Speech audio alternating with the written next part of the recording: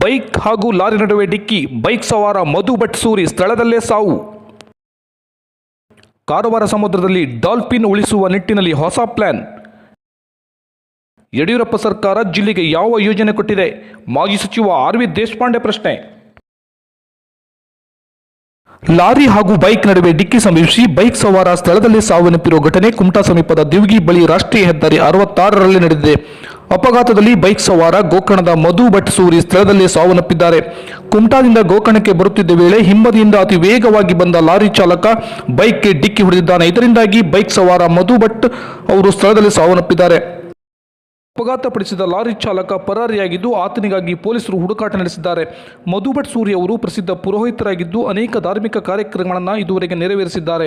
ಘಟನಾ ಸ್ಥಳಕ್ಕೆ ಕುಮಟಾ ಪಿಎಸ್ಐ ಆನಂದ್ ಮೂರ್ತಿ ಹಾಗೂ ಕ್ರೈಮ್ ಪಿಎಸ್ಐ ಸುಧಾ ಅವರು ಭೇಟಿ ನೀಡಿ ಪರಿಶೀಲನೆ ನಡೆಸಿದ್ದಾರೆ. ಈ ಬಗ್ಗೆ ಕುಮಟಾ ಪೊಲೀಸ್ ಠಾಣೆಯಲ್ಲಿ ಪ್ರಕರಣ ದಾಖಲಾಗಿದೆ. ಡೈನೋಸಾರ್ಸ್ಗಳಂತೆ ಡಾಲ್ಫಿನ್ಗಳನ್ನು ಕೂಡ ಅಳಿವಿನಂಚಿನಲ್ಲಿರುವ ಜೀವಿ ಅಂತ ಗುರುತಿಸಲಾಗಿದೆ. IUCN ವರದಿ ಪ್ರಕಾರ ಡಾಲ್ಫಿನ್ಗಳು ಅಳಿವಿನಂಚಿನಲ್ಲಿವೆಯಂತೆ. ಹಾಗಾಗಿ ಡೈನೋಸಾರ್ಸ್ಗಳನ್ನು ಈಗಿನ ಪೀಳಿಗೆಗೆ ಚಿತ್ರದಲ್ಲಿ ತೋರಿಸುವಂತೆ ಡಾಲ್ಫಿನ್ಗಳನ್ನು ಸಹ ಚಿತ್ರದಲ್ಲಿ ತೋರಿಸಬೇಕಾದ ದಿನ ದೂರವಿಲ್ಲ. ಕಾರವಾರದ ಕಡಲ ತೀರದಲ್ಲಿ ಮಾತ್ರ ಈಗಲೂ ಭಾರಿ ಸಂಖ್ಯೆಯ ಡಾಲ್ಫಿನ್ಗಳು ಆಳ ಸಮುದ್ರಕ್ಕೆ ತೆರಳುವ ಮೀನುಗಾರರಿಗೆ ಕಾಣಿಸುತ್ತಿವೆ. ಇಲ್ಲಿನ ದೇವಬಾಗ್ ಮತ್ತು ಲೈಟ್ ಹೌಸ್ ಕಡಲ ತೀರದಲ್ಲಿ ಭಾರಿ ಸಂಖ್ಯೆಯ ಡಾಲ್ಫಿನ್ಗಳ ಈಜಾಟ ನಡೆಸುವುದನ್ನು ಗಮನಿಸಿದ ಕಾರವಾರ ಕಡಲ ತೀರ ವಿಜ್ಞಾನ ಸಂಸ್ಥೆ ಮತ್ತು ಅರಣ್ಯ ಇಲಾಖೆ ಡಾಲ್ಫಿನ್ಗಳನ್ನು ಉಳಿಸುವ ನಿಟ್ಟಿನಲ್ಲಿ ಯೋಜನೆಯೊಂದನ್ನು ಸಿದ್ಧಪಡಿಸಿದೆ. ಅಲ್ಲದೆ ಆ ಪ್ರಸ್ತಾವನೆಯನ್ನು ಕೇಂದ್ರ ಸರ್ಕಾರದ ಮುಂದಿಟ್ಟಿದ್ದು ಇಲ್ಲಿನ ಕೂರುಂಗಡ ಐಲ್ಯಾಂಡ್ ಮತ್ತು ಲೈಟ್ ಹೌಸ್ ಭಾಗದಲ್ಲಿ ಡಾಲ್ಫಿನ್ಗಳನ್ನು ಒಂದೇ ಕಡೆ ಸೇರಿಸುವಂತೆ ವ್ಯವಸ್ಥೆ ಕಲ್ಪಿಸಿ ಡಾಲ್ಫಿನ್ ಸಂತತಿ ಉಳಿಸಲು ಸೂಕ್ಷ್ಮ ವಲಯ ಗುರುತಿಸಿ ಅಲ್ಲೇ ರೆಸ್ಕ್ಯೂ ಸೆಂಟರ್ ರೀತಿಯ ವಾತಾವರಣ ಮಾಡಲು ನಿರ್ಧರಿಸಿದ್ದಾರೆ.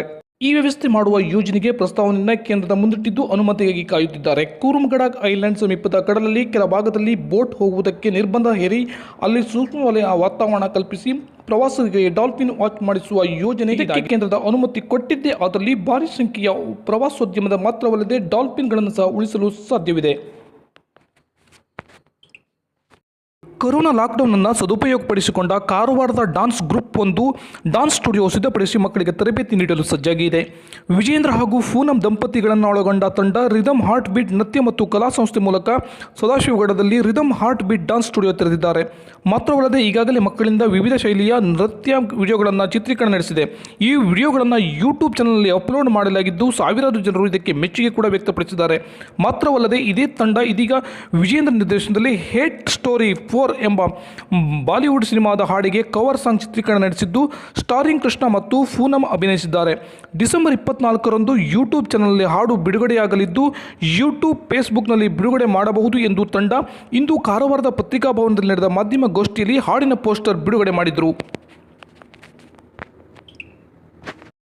ಸಿದ್ದರಾಮಯ್ಯ ಸರ್ಕಾರದಲ್ಲಿ ಜಿಲ್ಲೆಯಲ್ಲಿ ಹಲವಾರು ಕಾಮಗಾರಿಗಳಿಗೆ ಶಂಕುಸ್ಥಾಪನೆ ಆಗಿದೆ. ಈಗ ಬಂದಿರೋ ಯಡಿಯೂರಪ್ಪ ಸರ್ಕಾರ ಜಿಲ್ಲೆಗೆ ಏನು ಯೋಜನೆಯನ್ನು ಕೊಟ್ಟಿದೆ ಅಂತ ಶ್ವೇತಪತ್ರ ಹೊರಡಿಸಬೇಕು ಅಂತ ಮಾಜಿ ಸಚಿವ ಹಳಿಯಾಳದ ಶಾಸಕ ಆರ್.ವಿ. ದೇಶಪಾಂಡೆ ಆಗ್ರಹಿಸಿದ್ದಾರೆ. ಅವರು ಇಂದು ಶಿರ್ಸಿಯ ಸಾಮ್ರಾಟ್ ಸಭಾಭವನದಲ್ಲಿ ಪತ್ರಿಕಾಗೋಷ್ಠಿಯನ್ನು ಉದ್ದೇಶಿಸಿ ಮಾತನಾಡಿದರು. ಚುನಾವಣಾ ಸಮಯದಲ್ಲಿ ಕೆಲವೊಂದು ಕ್ಷೇತ್ರಗಳಿಗೆ ಅನುದಾನ ನೀಡಿದ್ರು. 16 ಕ್ಷೇತ್ರಗಳಿಗೆ 40ರಿಂದ 50 ಕೋಟಿ ಕೊಟ್ಟರು. ಆದರೆ ಆ ಹಣ ಈಗ ಎಲ್ಲಿ ಹೋಗಿದೆ ಅನ್ನೋದು ಯಾರಿಗೂ ಗೊತ್ತಿಲ್ಲ. ಇದು ಅಭಿವೃದ್ಧಿಯ ಉದ್ದೇಶ ಅಲ್ಲ, ಚುನಾವಣೆ ಗೆಲ್ಲುವ ಉದ್ದೇಶಕ್ಕಾಗಿ ಕೊಟ್ಟ ಅನುದಾನ. ಜಿಲ್ಲಾ ಸಚಿವರು ಕೆಲಸ ಮಾಡ್ತಿಲ್ಲ ಅಂತ ನಾನು ಹೇಳ್ತಿಲ್ಲ, ಅವರಿಗೆ ದೇವರು ಒಳ್ಳೆಯದು ಮಾಡಲಿ. ನನಗೆ ಆರೋಗ್ಯ ಸರಿಯಿಲ್ಲ, ಹದಗೆಟ್ಟಿದೆ, ಆದ್ದರಿಂದ ಎಲ್ಲೂ ಪ್ರವಾಸ ಮಾಡೋದಕ್ಕೆ ಆಗ್ತಿಲ್ಲ. ಕಾರ್ಯಕರ್ತರು ಬೇಜಾರು ಮಾಡ್ಕೊಳ್ಬೇಡಿ ಅಂದರು.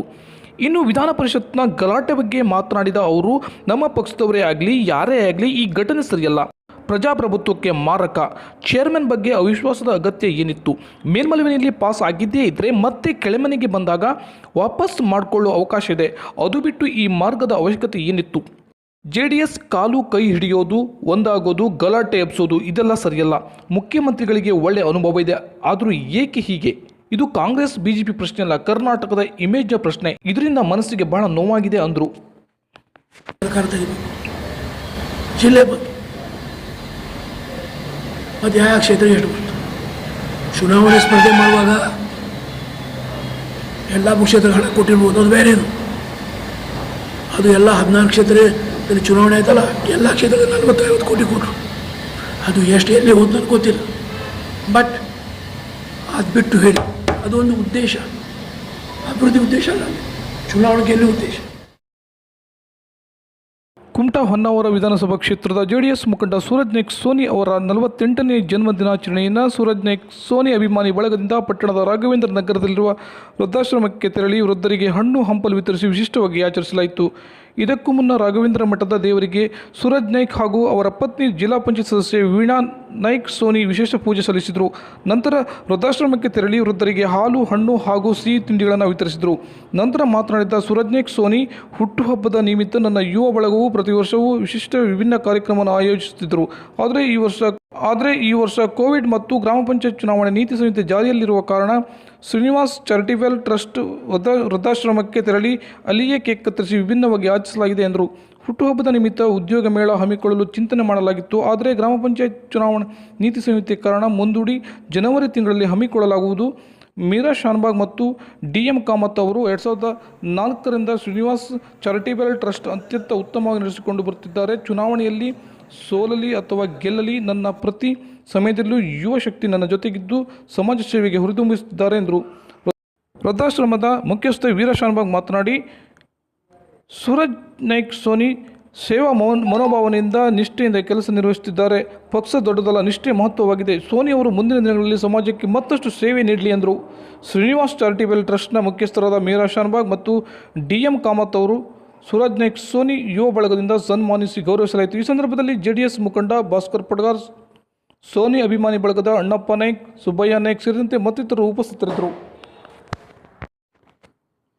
ಡಿಸೆಂಬರ್ 22ರಂದು ನಡೆಯಲಿರುವ ಮೊದಲ ಹಂತದ ಗ್ರಾಮ ಪಂಚಾಯತ್ ಚುನಾವಣೆಯ ಕಾವು ರಂಗೇರ್ತಾ ಇದ್ದು, ಎಲ್ಲ ಅಭ್ಯರ್ಥಿಗಳು ಇದೀಗ ಚುನಾವಣಾ ಪ್ರಚಾರದಲ್ಲಿ ಫುಲ್ ಬ್ಯುಸಿಯಾಗಿದ್ದಾರೆ. ಅಂಕೋಲಾ ತಾಲೂಕಿನ ಹಾರವಾಡ ಗ್ರಾಮ ಪಂಚಾಯತ್ ವ್ಯಾಪ್ತಿಯ ನೌಕಾನೆಲೆ ಪುನರ್ವಸತಿ ಕ್ಷೇತ್ರದಿಂದ ಸ್ಪರ್ಧಿಸಿರುವ ಉಮೇಶ್ ಕಾಂಚನ್ ಇಂದು ತಮ್ಮ ಅಪಾರ ಅಭಿಮಾನಿಗಳೊಂದಿಗೆ ಕ್ಷೇತ್ರದಲ್ಲಿ ಅಬ್ಬರದ ಪ್ರಚಾರ ನಡೆಸಿದರು. ಅಭ್ಯರ್ಥಿ ಪರ ನೂರಾರು ಕಾರ್ಯಕರ್ತರು ಕ್ಷೇತ್ರದಲ್ಲಿನ ಮನೆಗೆ ತೆರಳಿ ಉಮೇಶ್ ಕಾಂಚನ್ ಪರ ಮತಯಾಚನೆ ಮಾಡಿ